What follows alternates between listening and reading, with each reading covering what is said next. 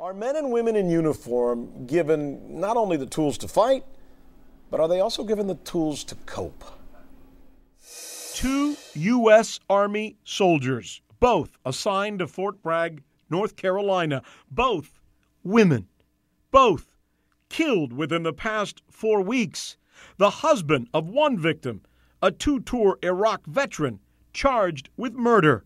The killing of Holly Wymunk is the most recent in a list of violent acts allegedly involving service members directly connected to an enormous Army combat headquarters, a place where professional, highly trained warriors, some of them fresh from battle, are suddenly thrust back into civilian surroundings.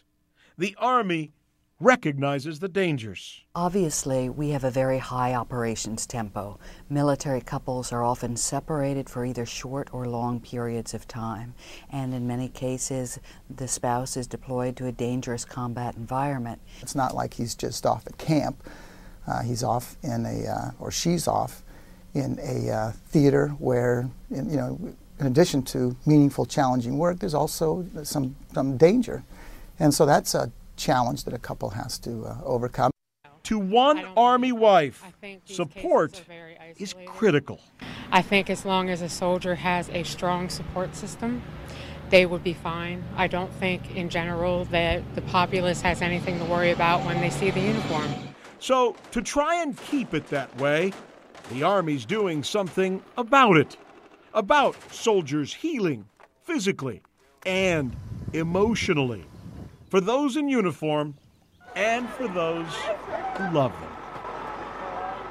After there were some really very tragic incidents back in 2002 with murders and murder-suicides, we sent a large team down to Fort Bragg to look at issues such as access to care and stigma and the support for soldiers and their families. And a wide range of programs have grown out of that are across the Army.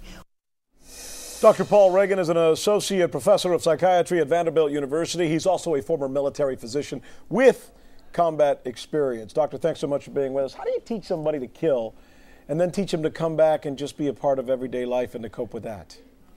Well, I think that the more mature soldiers are able to compartmentalize their work when they were in a combat zone, their training to be violent, and then understand at home or in civilian or domestic situations that violence isn't tolerated. Then why do some of them flip out?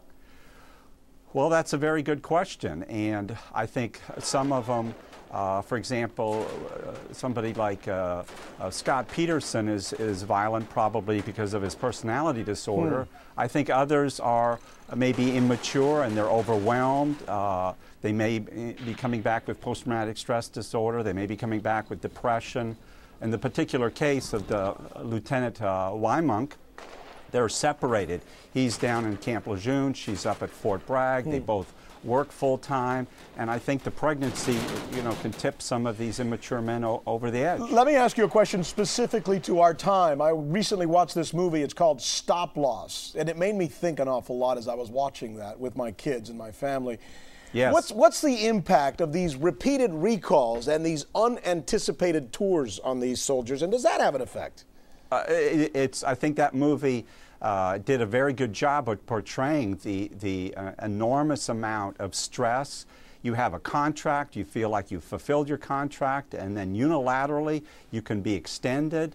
I think that's tremendous. It can build an enormous amount of resentment, and then that resentment then can be taken out on vulnerable parties. Doctor, thanks so much for being with us. Paul Reagan, Associate Professor of Vanderbilt University. Thank you, sir.